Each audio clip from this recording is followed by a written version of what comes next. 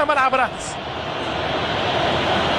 شادي محمد، كرة طويلة في عرض الدفاع التونسي، لمسة من عماد متعب، مرتدة، تصويب، وجول جول جول جول.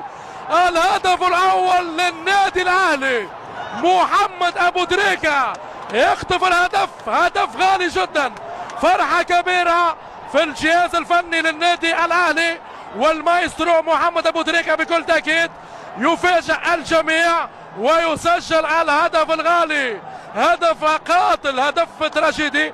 قلنا مشاهدينا الكرام ستكون النهاية تراجيدية، ستكون النهاية دراماتيكية على أحد الفريقين. وهذه الكرة المرتدة يسارية قاتلة جدا من محمد أبو تريكة في شباك الحارس أحمد الجواشي، وهدف ل0 للنادي الأهلي.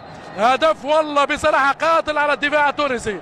شوف بدون مراقبة، على طول محمد أبو تريكة يضع الكرة في شباك الحارس أحمد الجواشي.